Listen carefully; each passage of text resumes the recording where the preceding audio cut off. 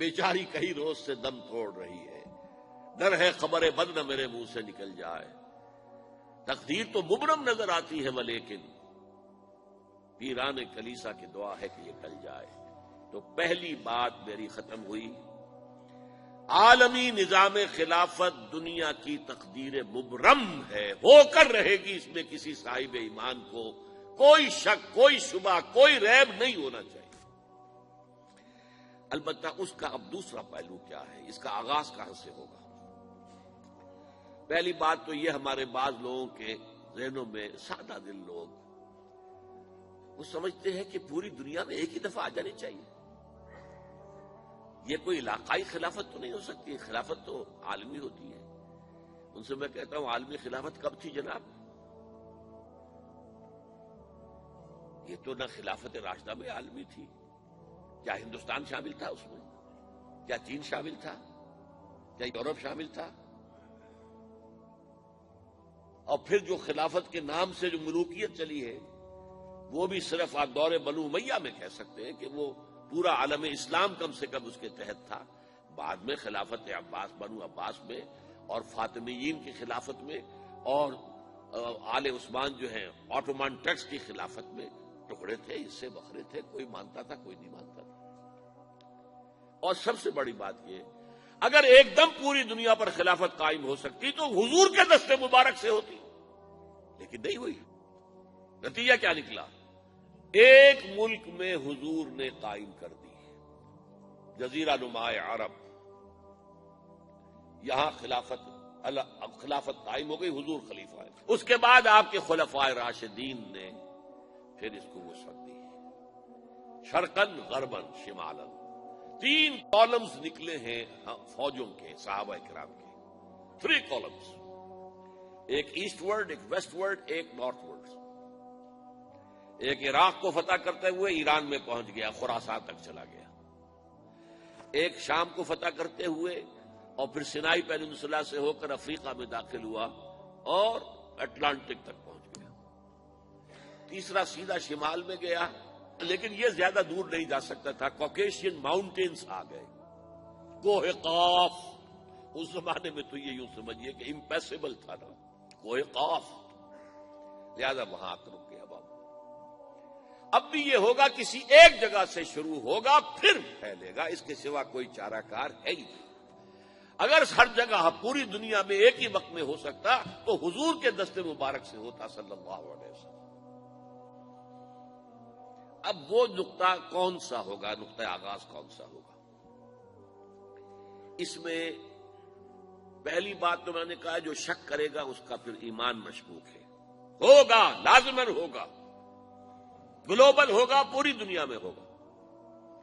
کہاں سے شروع ہوگا اس میں آپ اختلاف کر سکتے ہیں، لیکن مجھے تو 2 حدیثیں تو ملی ہیں جن سے یہ اندازہ ہوتا ہے کہ یہ اس مشرقی خطے سے ہوگا، عرب کے مشرق کی جانب کسی ملک سے ہوگا، کسی خطے سے ہوگا۔ وہ حدیثیں بھی اب آپ پڑھ لیجیے پہلے، پھر میں کہہ رہا ہوں یہ خزانہ ہے جو ہم نے آپ کی خدمت میں پیش کیا ہے، کاش کہ آپ اس کی قدر کر سکیں، یہ حدیثیں آپ کو ازبر ہو جائیں، یاد ہو جائیں، لوح قلب پر نقش ہو جائیں۔ ہندوستان اور خراسان یعنی موجودہ افغانستان کا ذکر ابن ماجہ کی روایت ہے، عن عبداللہ ابن الحارث رضی اللہ تعالی عنہ قال رسول اللہ صلی اللہ علیہ وسلم یخرج ناس من المشرق یوطئون للمہدی یعنی سلطانہ، یعنی سلطانہ، دونوں طرح سے پڑھ سکتے ہیں۔ حضرت عبداللہ ابن حارث فرماتے ہیں رضی اللہ تعالی عنہ کہ حضور نے ارشاد فرمایا مشرق کی طرف سے وہ فوجیں نکلیں گی، لوگ آئیں گے جو عرب میں مہدی کی حکومت قائم کریں گے۔ یہ مہدی کون ہوں گے اس کا ذکر میں ذرا بعد میں کروں گا، لیکن نوٹ کر لیجئے کہ مہدی سے پہلے لازماً کسی مشرقی علاقے کے اندر وہ نظام قائم ہو چکے گا، تب وہاں سے فوجیں آئیں گی نا۔ یہ مشرق کون سا ہے؟ عرب کے مشرق میں آپ چلیے، ایران بھی آ جائے گا، افغانستان بھی ہے، پاکستان بھی ہے، اور اگر اسے اور توسیع دے تو ہندوستان بھی ہے۔ یہ ہے عرب کا مشرق، اس سے فوجیں جائیں گی۔ اس کا کیا مطلب ہے کہ اس میں سے کسی جگہ پر نظام خلافت پہلے قائم ہو جائے گا، تاکہ وہاں سے فوجیں جائیں گی جو جزیرہ نما عرب میں حضرت مہدی کی حکومت کو قائم کریں گی۔ اب دوسری حدیث سنیے، یہ سنن ابن ماجہ کی حدیث تھی جو میں نے آپ کو سنائی، آپ نے پڑھی۔ دوسری، عن ابی ہریرہ رضی اللہ تعالی عنہ، یہ ترمذی شریف کی روایت ہے، قال قال رسول اللہ صلی اللہ علیہ وسلم یخرج من خراسان رایات سود لا يردها شیء حتی تنصب بإیلیا، خراسان کے علاقے سے سیاہ جھنڈے لے کر فوجیں آئیں گی، ان کا رخ کوئی موڑ نہیں سکے گا، ان کو پیچھے پھیر نہیں سکیں گے کوئی بھی، یہاں تک کہ وہ یروشلم میں جا کر جھنڈے نصب کر دیں گے۔ ایلیا حضور کے زمانے میں یروشلم کو کہتے تھے۔ یہ یروشلم تھا جب حضرت سلیمان کی حکومت تھی اور یہاں پر معبد سلیمانی، ہیکل سلیمانی قائم ہوا، پھر یہ یروشلم ہی رہا ہے تاریخ میں، یہاں تک کہ سن 70 عیسوی میں جب ٹائٹس رومی جنرل نے اس کو گرایا، ختم کیا، سیکنڈ ٹیمپل گرا دیا، اور یہاں سے یہودیوں کو کہا نکل جاؤ یہاں سے، کوئی یہودی باقی نہیں رہا، تب بالکل تہو بالا برباد کر دیا۔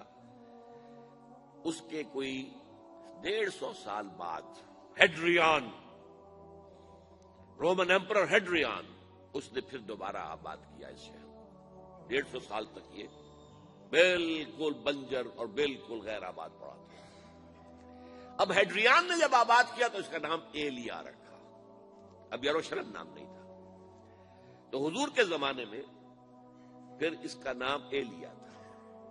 اور اب اس سے کیا معلوم ہو رہا ہے کہ یہ یروشلم مسلمانوں کے قبضے سے اس وقت نکلا ہوا ہوگا، ایک دفعہ پہلے نکلا تھا، سن 1099 عیسوی میں مسلمانوں کے ہاتھ سے نکلا، کروسیڈرز عیسائیوں نے آ کر اس کو قبضے میں کیا، لاکھوں مسلمانوں کو مارا، قتل کیا۔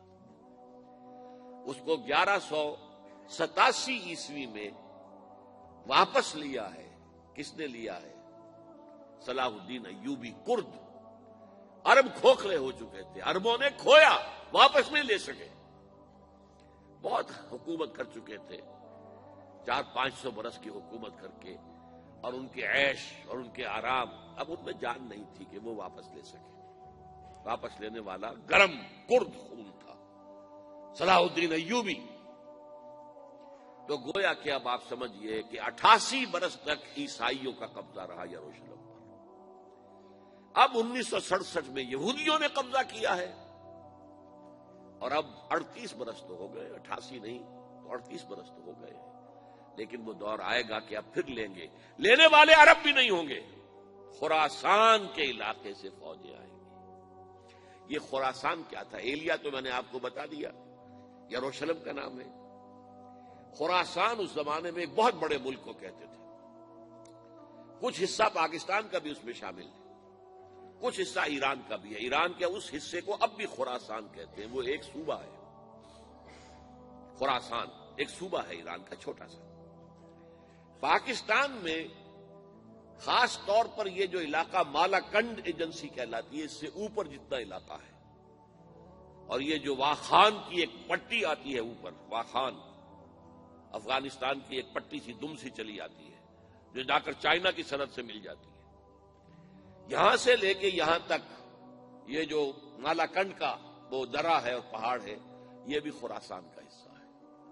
باقی تقریباً 2/3 آف افغانستان ساؤدرن حصہ نہیں ہے خراسان کا حصہ، یہ سیستان کہلاتا تھا، یہ خراسان نہیں ہے، لیکن یہ کہ اوپر کا 2/3 آف افغانستان، اور اس کے ساتھ یہ جو عرب جو اب یہ ترک ممالک آزاد ہوئے ہیں سوویت یونین کی ڈسولوشن کے ساتھ، یہ سارا علاقہ کہلاتا ہے خراسان بزرگ، دی گریٹ خراسان۔